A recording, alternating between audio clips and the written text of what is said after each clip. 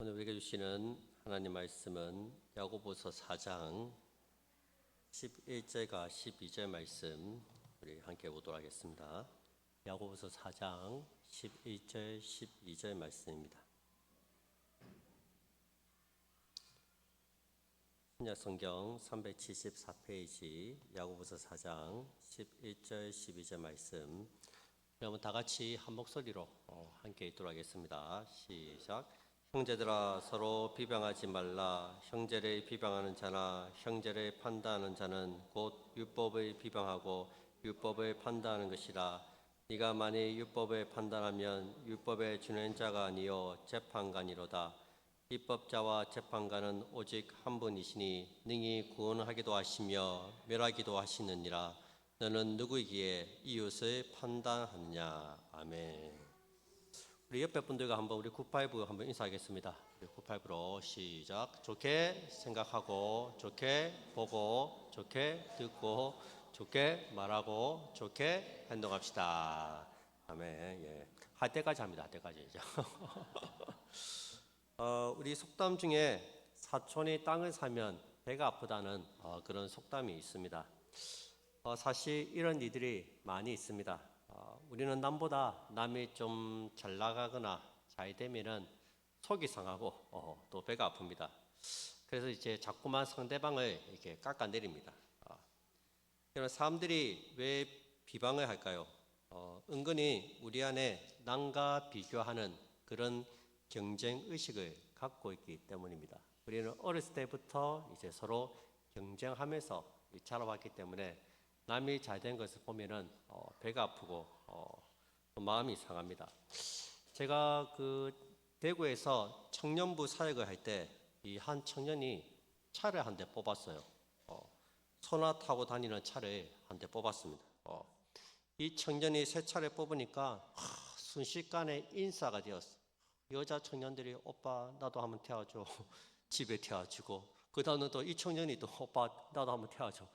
이러면서 갑자기 여자들에게 호감도가 급상승을. 그러면서 남자들에게는 공공의 적이 됐습니다. 나쁜 자식. 얼마나 참 인기가 좋았는지. 직장도 좋고 차도 좋고 하니까 은연중에 남자들이 모여서 이제 그 친구를 자꾸 까는 거예요.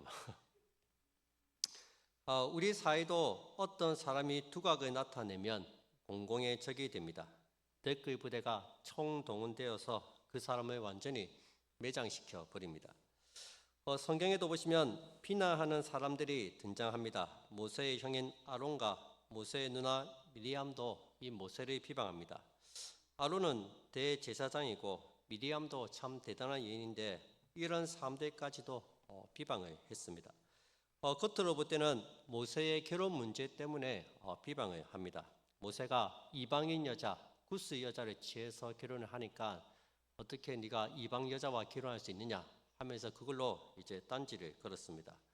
근데 속으로는 경쟁과 시기심 때문에 마음이 좋지 않았는데 이번에 모세가 제대로 한번 걸린 거죠.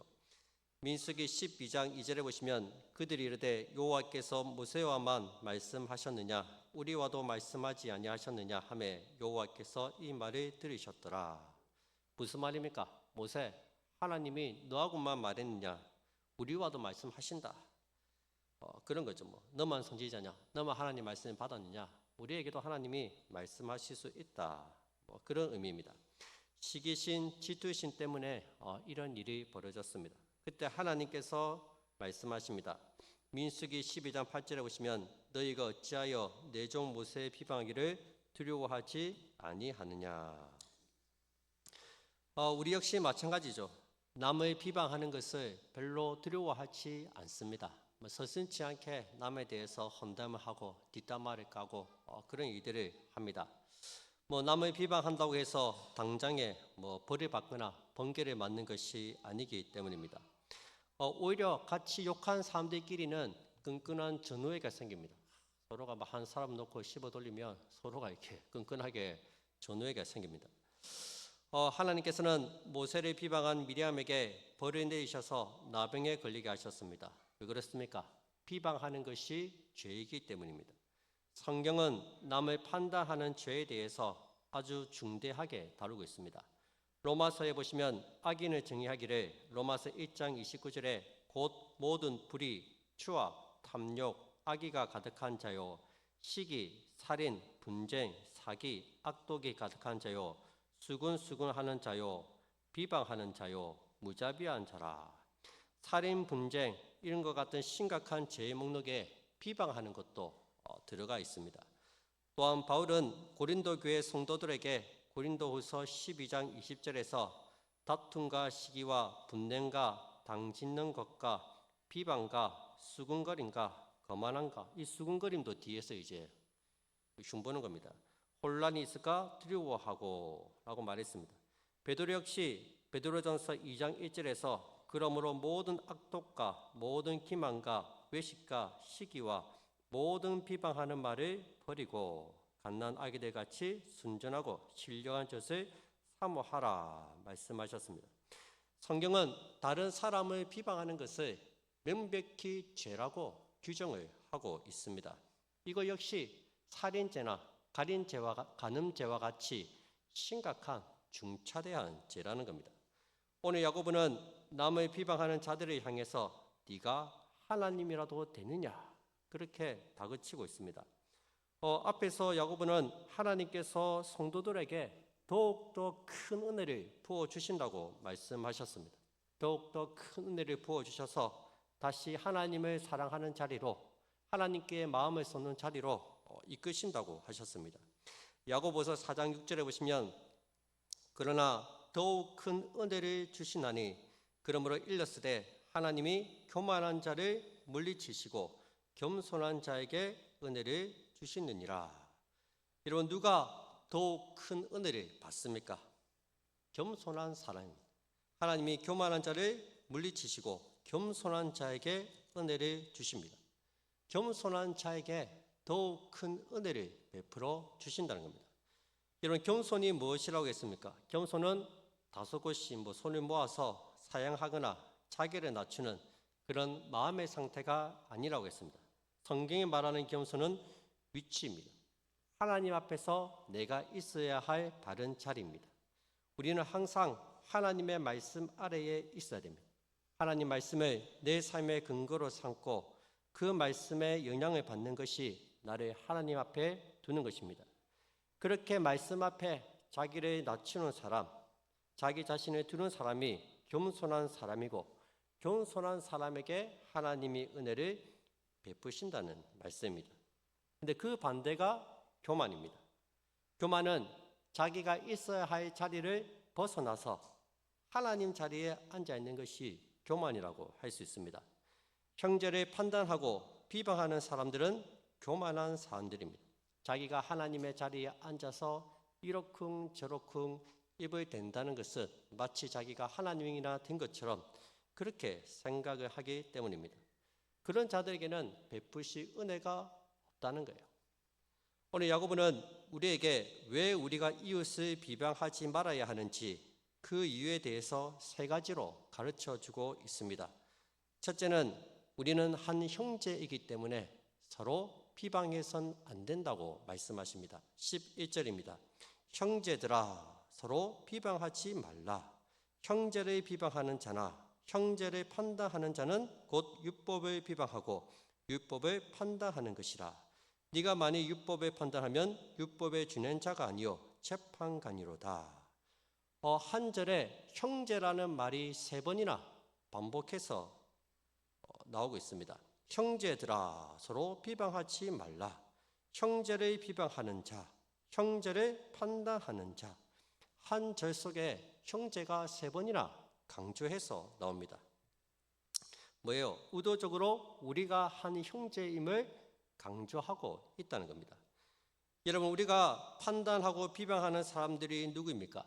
십자가의 보혈로 맺어진 형제 자매들입니다. 근데 우리는 정말로 사랑하고 아껴 주어야 할 형제들을 헐뜯고 있습니다. 이것은 마치 자기 살을 씹어대는 것과 같습니다. 여기에 문제의 심각성이 있다는 것입니다. 비방하지 말라, 이 말은 상대방에 대해서 나쁘게 말을 만들어서는 안 된다는 것입니다. 상대방의 상황이나 형편도 모르면서 함부로 판단하고 말을 만들지 말라는 겁니다. 어떤 사람은 나는 형제들을 비방한 적이 없다고 말할 수도 있습니다. 그러나 하나님은 그렇게 말씀하시지 않습니다. 형제들아, 서로 비방하지 말라. 내가 하는 말 속에 그 사람을 비방하는 말이 은연중에 깔려 있다는 겁니다. 겉으로는 안 그런데 내 마음속에 그 사람을 비방하는 마음이 있습니다. 하나님께서 보실 때는 50보 100보지 별 차이가 없다는 거예요. 여럿이 모여서 한 사람을 비방하면 얼마나 재밌는지 모릅니다. 시간 가는 줄도 모르고 웃고 떠들면서 흉을 봅니다. 그런데 만약 비방을 받는 사람이 나라면, 나를 두고 여러 사람이 비방하고 있다면 얼마나 화가 나겠습니까? 아마 잠이 오지 않을 것 같습니다. 남을 비방하면 나는 비방을 안 받을 줄 아십니까? 예수님께서 뭐라고 하십니까? 마태복음 7장 2절입니다. 너희가 비판하는 그 비판으로 너희가 비판을 받을 것이요 너희가 헤아리는 그 헤아림으로 너희가 헤아림을 받을 것이니라. 네가 헤아리고 비방하는 그것으로 너 또한 똑같이 비방을 받을 수 있다고 말씀하고 있습니다. 우리가 기도의 자리에서 정신을 차려보면 내가 그동안 얼마나 끔찍하게 형제를, 자매의 가슴을 난도질했는지 깨닫게 될 것입니다. 하나님의 거룩하심 앞에서 참 내가 정말 못할 이야기를 했구나, 못할 짓을 했구나, 그런 생각이 들고 후회가 될 것입니다. 여러분, 우리 곁에 있는 성도들은 다 존귀한 자들입니다. 너무나도 소중한 사람들입니다. 내가 그렇게 쉽게 판단하고 비방할 그런 사람들이 아니라는 겁니다. 우리는 서로가 서로에게 자랑이 되어야 되고 기쁨이 되어야 하고 위로의 대상이 되어야 합니다. 그 형제, 그 자매야말로 여러분들의 인정과 격려 그리고 칭찬이 필요한 사람임을 꼭 기억하시기 바랍니다. 두 번째, 우리는 율법의 준행자이지 율법의 재판관이 아니기 때문에 형제를 비방해서는 안 됩니다. 다시 12절을 보시기 바랍니다. 형제들아, 서로 비방하지 말라. 형제를 비방하는 자나 형제를 판단하는 자는 곧 율법을 비방하고 율법을 판단하는 것이다. 네가 만일 율법을 판단하면 율법의 준행자가 아니요 재판관이로다. 우리는 율법의 준행자입니다. 율법을 지키는 사람이지 이 율법을 가지고 다른 사람을 판단하는 그런 재판관이 아니라는 겁니다. 여러분, 율법 중에서 최고의 법이 무엇이라 했습니까? 최고의 법, 가장 중요한 법이 뭡니까? 율법 중에서 가장 크고 최고의 법은 형제를 사랑하는 겁니다. 야고보서 2장 8절 9절에 보시면 너희가 만일 성경에 기록된 대로 내 이웃 사랑하기를 네 몸과 같이 하라 하신 최고의 법을 지키면 잘하는 것이거니와 만일 너희가 사람을 차별하여 대하면 죄를 짓는 것이니 율법이 너희를 범법자로 정죄하리라. 형제를 사랑하는 것이 율법의 최고의 법이라고 말씀합니다. 살인하지 않는 것, 간음하지 않는 것, 거짓말하지 않는 것보다 더 큰 율법이 바로 형제를 사랑하는 것입니다. 따라서 형제를 사랑하지 않는 사람은 율법 중에서 가장 큰 법을 범한 것이 됩니다. 최고 큰 범죄를 저지른 흉악한 범법자가 된다는 겁니다. 여러분, 우리 그리스도인들의 행동과 삶의 기준은 하나님 말씀입니다. 우리가 할 일은 주님이 주신 말씀을 잘 지키는 겁니다. 그것이 겸손한 사람의 모습입니다. 하나님 말씀 아래에 자기를 두는 것입니다. 우리는 모두 율법을 지키는 준행자이지 율법으로 남을 판단하는 재판관이 아니라는 겁니다. 어떤 사람이 하나님 앞에 섰을 때 칭찬을 받을지 꾸중을 들을지는 그 사람과 하나님과의 문제입니다. 나의 문제가 아닙니다. 설교를 들으면서 이 말씀이 나한테 주신 말씀이라고 생각하시는 분은 준행자입니다. 그런데 이 말씀이 저 김 지사가 들어야 되는데, 이 말씀은 저 박 지사가 들어야 되는데, 구구절절 교통 정리를 하며 듣는 사람은 재판관입니다. 여러분들의 생각이 법은 아니지 않습니까? 생각대로 하는 것은 희망사항이지 절대적인 법은 하나님 말씀입니다. 그 형제를, 그 자매를 지배하는 것은 하나님이시고 그의 말씀입니다. 우리는 모두 하나님의 율법의 지배를 받고 있는 준행자들입니다. 말씀을 주신 것은 우리에게 지키라고 이 말씀을 주신 것이지 이 말씀을 가지고 남을 판단하라고 주신 것이 아닙니다. 저렇게 신앙생활 해서 되겠나? 똑바로 해야지. 그렇게 우리가 쉽게 판단하고 비방해서는 안 된다는 거예요. 여러분, 특별히 자녀들 앞에서 부정적인 말이나 교회에 대한 험담은 하지 마시기 바랍니다. 그러면 자녀들의 신앙이 자라지가 않습니다. 설교가 귀에 들어오겠습니까? 맨날 집에 가면은 교회 욕하고 안 좋은 얘기 하는데 어느 자녀가 교회에 오고 싶겠어요? 당장에 교회 떠나고 싶어 하겠지. 그러면서 우리는 자녀들의 신앙을 위해서 기도합니다. 이건 말이 안 되는 거예요.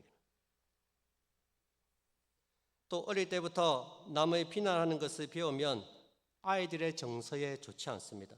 매사에 부정적이고 냉소적인 사람이 됩니다. 남의 말을 나쁘게 하는 것은 배울 필요가 없습니다.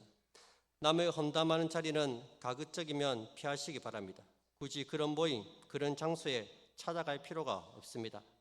같이 얘기하면서 거들지도 말고 아무 대꾸도 하지 마세요. 부정적인 이야기를 계속 들으면 참 마음이 불편합니다.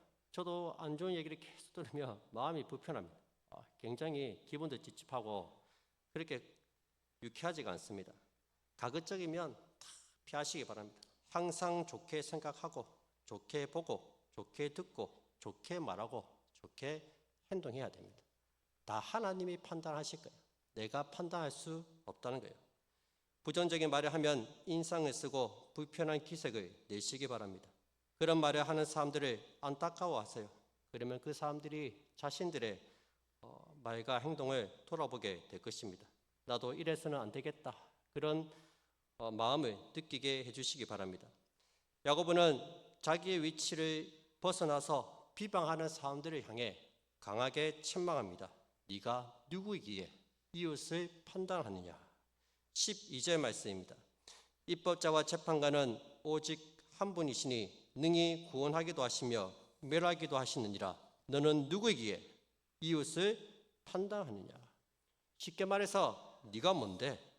네가 하나님이라도 되느냐는 말입니다. 네가 뭔데 네 마음대로 이웃에 대해서 이렇건 저렇건 재판에 판단을 하냐는 겁니다. 이렇게 해야 된다, 저렇게 해야 된다고 법을 만드신 분이 우리 하나님이십니다. 그 법을 집행하시는 분도 우리 하나님이십니다. 우리에게는 아무런 권한이 없습니다. 오직 하나님만이 모든 것을 판단하실 수 있습니다. 그러나 우리가 만약 율법을 준행하는 것을 멈추고 판단하기 시작하면 우리 자신이 하나님께 엄청난 죄를 짓게 된다는 거예요. 여러분, 우리가 이웃을 심판할 때 우리 스스로 하나님 노릇하는 것과 똑같습니다. 자기를 하나님 자리에 두는 겁니다. 그런 자들에게는 하나님께서 베푸실 은혜가 없다는 것입니다. 더욱 큰 은혜는 교만한 자에게 부어주시지 않습니다. 비방하고 비난하는 자들에게는 하나님의 은혜는 없습니다.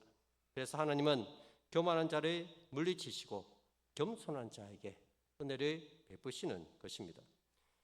사실 우리는 하나님처럼 모든 것을 객관적으로 보고 종합적으로 판단해서 심판할 능력이 우리에게는 없습니다. 요즘 TV 프로그램에 이혼 숙녀 캠프라는 프로가 있습니다. 이혼하기 직전인 부부가 나와서 이제 서로의 이렇게 입장을 이야기하는데 아내 측 영상을 보면은 야, 진짜 세상에 저렇게 나쁜 남편이 없어요. 저 남편과는 당장 이혼해야 될 것 같아요.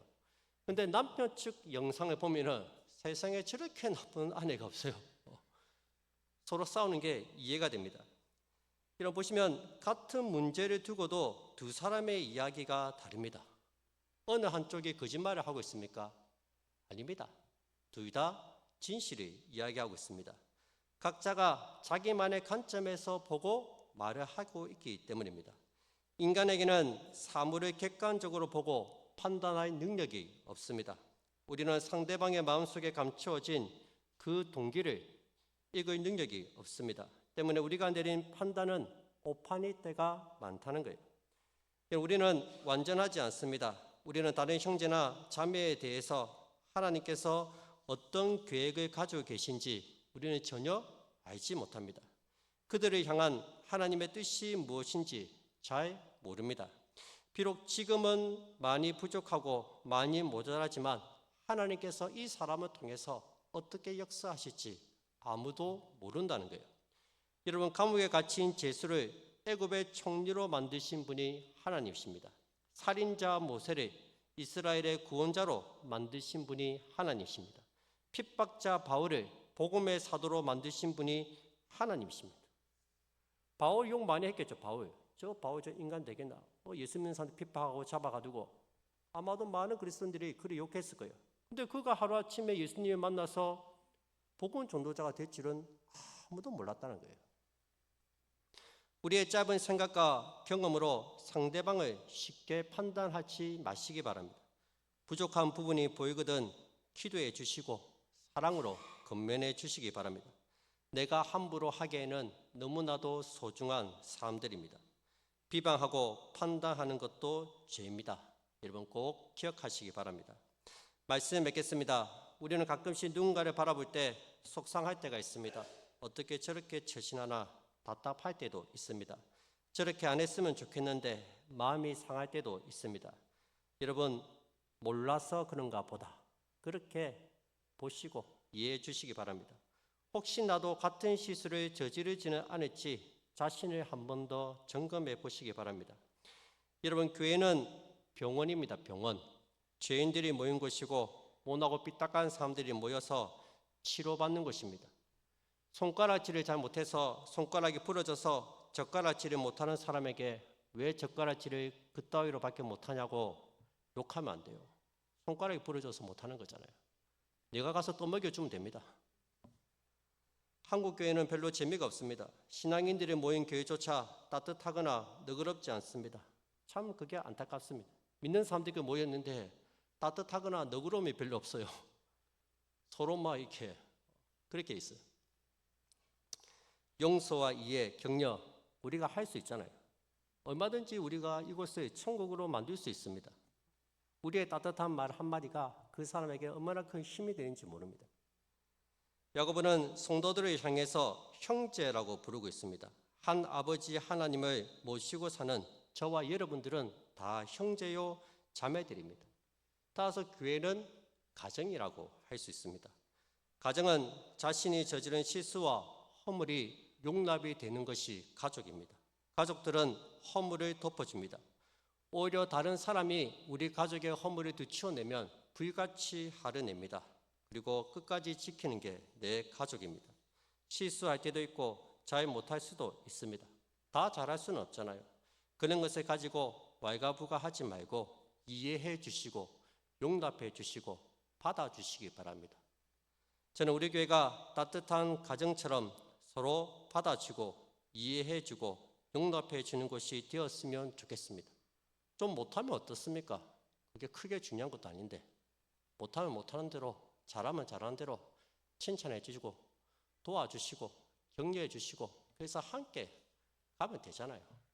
별것도 아닌 문제를 가지고 싸울 필요도 없고 다툴 필요도 없고 한 걸음만 더 뒤로 돌아서서 보면은 아무 문제될 게 없습니다. 그게 뭐 크게 여러분들이 구원받는데 지장이 있는 문제도 아니고 진리의 문제도 아니고 그래서 우리가 넓은 마음으로 예수님의 사랑으로 서로를 보듬켜주고 실수해도 용납이 되는 용서가 되는 사랑으로 덮어줄 수 있는 그런 아름다운 천국 공동체가 다 되었으면 좋겠습니다.